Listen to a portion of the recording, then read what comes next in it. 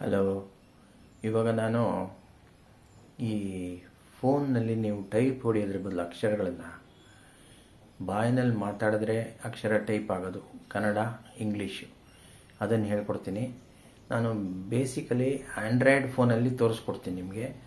Apple ಫೋನಲ್ಲೂ ಅದೇ ಥರ ಬೇರೆ ಆ್ಯಪ್ ಇರುತ್ತೆ, ಅದನ್ನು ಡೌನ್ಲೋಡ್ ಮಾಡ್ಕೋಬೇಕು. ಪ್ರೊಸೀಜರ್ ಎಲ್ಲ ಒಂದೇ ಎರಡರಲ್ಲೂ.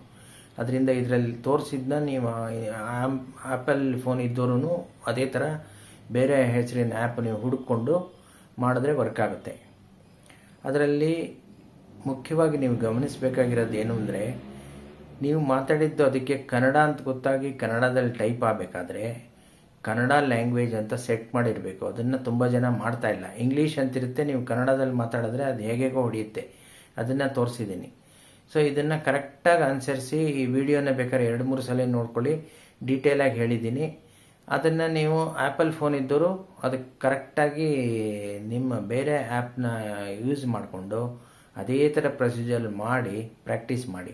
ಹೀಗೆ ಮಾಡೋದ್ರಿಂದ ನೀವು ನನ್ನ ಮ್ಯಾಗ್ಝೈನ್ಗೆ ಎಲ್ಲ ಎಲ್ಲೆಲ್ಲಿಗೋ ಆರ್ಟಿಕಲ್ ದೊಡ್ಡದು ಬೇಕಾದ್ರೂ ಸುಲಭವಾಗಿ ಮಾತಾಡಿ ಬರೆದು ಕಳಿಸ್ಬಿಡ್ಬೋದು ಅದನ್ನು. ಅದರಿಂದ ಗಮನ ಇಟ್ಟು ಕೇಳಿ, ಪ್ರಾಕ್ಟೀಸ್ ಮಾಡಿ. ಆವಾಗ ನಿಮಗೆ ಏನಾರ ತಪ್ಪಿದರೆ ನನಗೆ ಕೇಳಿ, ಡೌಟ್ ಇದ್ದರೆ. ಇವಾಗ ನಾನು ಹೇಳ್ತೀನಿ. ಆ್ಯಪ್ ಸ್ಟೋರಲ್ಲಿ ನೀವು ಸರ್ಚ್ ಮಾಡಿ. ಏನಂತ ಸರ್ಚ್ ಮಾಡೋದು?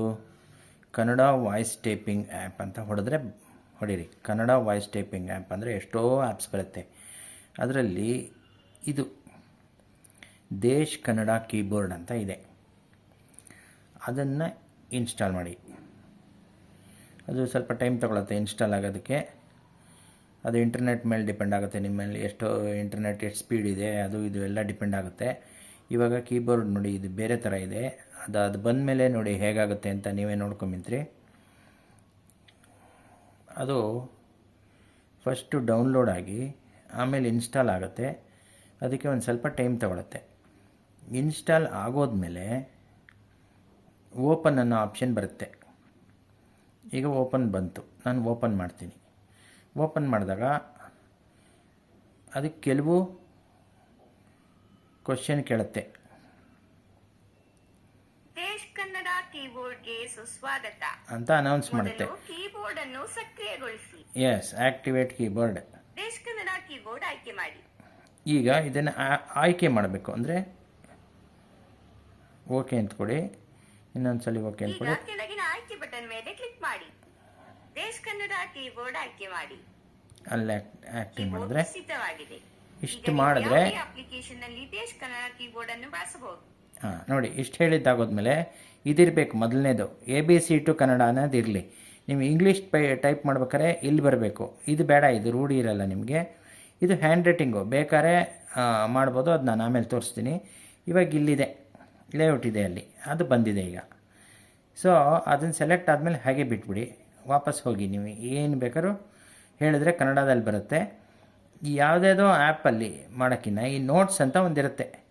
ನೋಟ್ಸಲ್ಲಿ ನೀವು ಇದರಲ್ಲಿ ಟೈಪ್ ಮಾಡಿ ಇಟ್ಕೊಂಬಿಟ್ರೆ ನೀವು ಏನು ಬೇಕಾದ್ರೂ ಮಾಡ್ಬೋದು. ಈಗ ನಾನು ಮಾತಾಡೋದು ಬರ್ತಾ ಇಲ್ಲ, ಇದನ್ನು ಒತ್ತಿದ್ರೆ ಬರುತ್ತೆ. ಇವಾಗ ನೋಡ್ತಾ ಇರಿ, ಅಂತ ಕನ್ನಡ ಸೆಲೆಕ್ಟ್ ಆಗಿದ್ದರೆ ಮಾತ್ರ. ಈಗ ಇದನ್ನು ಅಲೋ ಮಾಡಬೇಕು. ಈಗ ನೋಡಿ, ನಾನು ಮಾತಾಡಿದ್ದು ಅಲ್ಲಿ ಬರ್ತಾ ಇದೆ. ಈಗ ಅದನ್ನು ನಿಲ್ಲಿಸ್ಬಿಟ್ಟಿದ್ದೀನಿ ನೋಡಿ. ಬರ್ತಾ ಇದೆ ಅಂದರೆ ಅದು ಹಾಗೇ ಟೈಪ್ ಹೊಡೆಯುತ್ತೆ. ನೀವು ಬರುತ್ತಾ ಇದೆ ಅಂದರೆ ಮಾತ್ರ ಬರುತ್ತಾ ಇದೆ ಅಂತ ಬರುತ್ತೆ. I will speak in English ಈ ಥರ ಬರುತ್ತೆ. ನೀವು ಕನ್ನಡ ಕೀಬೋರ್ಡ್ ಹಾಕ್ಕೊಂಡು ಇಂಗ್ಲೀಷಲ್ಲಿ ಮಾತಾಡಿದ್ರೂ ಅದು ಕನ್ನಡದಲ್ಲೇ ಬರುತ್ತೆ.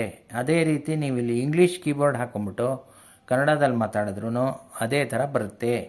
ಈಗ ಹ್ಯಾಂಡ್ ರೈಟಿಂಗ್ ಒಂದನ್ನು ತೋರಿಸ್ಬಿಡ್ತೀನಿ ನಿಮಗೆ. ಈಗ ನೋಡಿ, ಹ್ಯಾಂಡ್ ರೈಟಿಂಗ್ ಕೀಬೋರ್ಡ್ ತೋರಿಸ್ತೀನಿ. ಇದು ಹ್ಯಾಂಡ್ ರೈಟಿಂಗ್ ಕೀಬೋರ್ಡು. ಇದರಲ್ಲಿ ಕೈನಲ್ಲಿ ಬರೆಯೋದು ಅದು ತೋರಿಸ್ತಾ ಇದೆ ನೋಡಿ. ಇವಾಗ ನಾನು ಅವನು ಅಂತ ಬರಿತೀನಿ.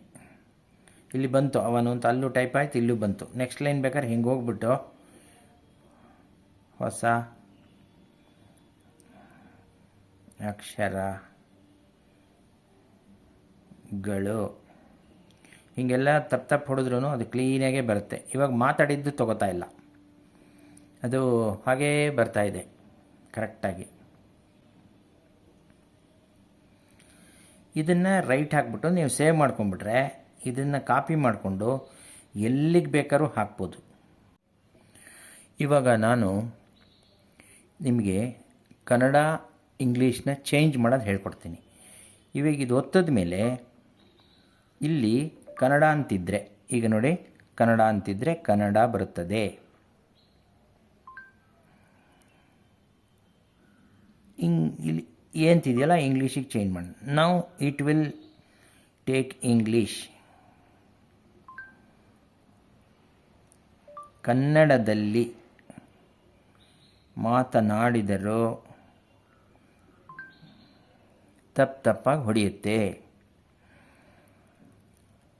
ಕನ್ನಡ ಅಂತಿದ್ದಾಗ ಈಗ ಮಾತಾಡಿದ್ರೆ ಕನ್ನಡದಲ್ಲಿ ಬರುತ್ತೆ. ಇದು ಒತ್ತಬೇಕು. ಕನ್ನಡದಲ್ಲಿ ಬರುತ್ತದೆ.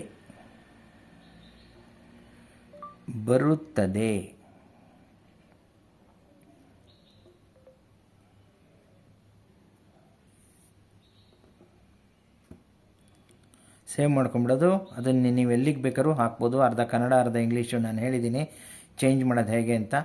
ಕನ್ನಡದಲ್ಲಿ ಮಾತಾಡ್ಬೇಕಾದ್ರೆ ಕಾ ಅನ್ನೋ ಕಡೆ ಇಟ್ಕೋಬೇಕು. ಇಂಗ್ಲೀಷಲ್ಲಿ ಮಾತಾಡ್ಬೇಕಾದ್ರೆ ಅಂತತ್ತಲ್ಲ ಆ ಕಡೆ ಇಟ್ಕೊಂಡ್ರೆ ನಿಮ್ಗೆ ಯಾವ ಭಾಷೆ ಬೇಕಾದ್ರೂ ಮಾತಾಡಿದ್ದು ಬರುತ್ತೆ. ನಾನು ತೋರಿಸಿದ್ನಲ್ಲ ಹಾಗೆ ಆ ಸ್ಪೀಕರ್ ಚಿತ್ರ ಒತ್ತಿ, ಮೈಕ್ರೋಫೋನ್ ಚಿತ್ರ ಒತ್ತಿ ಮಾತಾಡಿದಾಗ ಬರುತ್ತೆ. ಅದು ಭಾಳ ಹೊತ್ತು ಇರಲ್ಲ. ಆ ಭಾಳ ಹೊತ್ತು ಇಲ್ಲದೇ ಇರೋದ್ರಿಂದ ಸ್ವಲ್ಪ ಹೊತ್ತಾದಮೇಲೆ ಅದು ವಾಪಸ್ ಹೊರಟೋಗುತ್ತೆ. ಆವಾಗ ಮಾತಾಡಿದ್ರೆ ಬರಲ್ಲ. ತಿರ್ಗಾ ನೀವು ಒತ್ಕೋಬೇಕು ಅದನ್ನು.